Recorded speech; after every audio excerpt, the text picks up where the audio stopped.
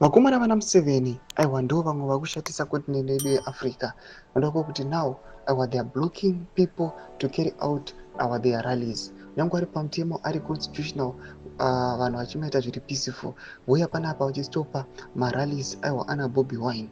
Sanapinda mashoko sezvinokuzikanwa nyika yese kuti hakuna ana Bobi Wine maallies ana ari kuzochamisa sema opposition figures and he was once shot mugumbo nokuda kwekustaja mapeaceful protest. Sanapinda mashoko budanyorwa panapa tiona vana Museveni vachitya nokuti they are failing to rule their countries. Not boy subscribe or like on the bell icon.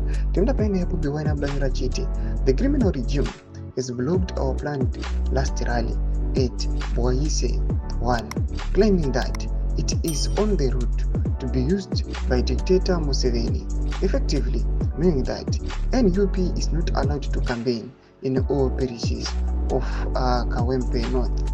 They have said we can only meet in Komamboka, where our candidate Nalukula already campaigned, in order not to give them the excuse of beating, abducting or killing our people. We are going back to Komamboga grounds. Let's meet there at 2:30.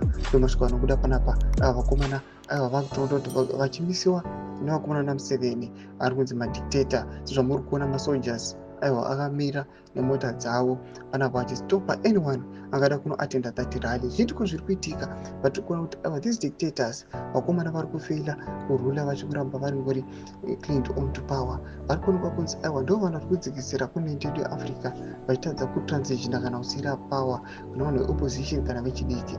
Mbotidzai mafunguro enyu muri kudii pamusoro pechitiko ichi. Pinda comment section menu mudze mafunguro enyu. So subscribe or like, turn on the bell icon.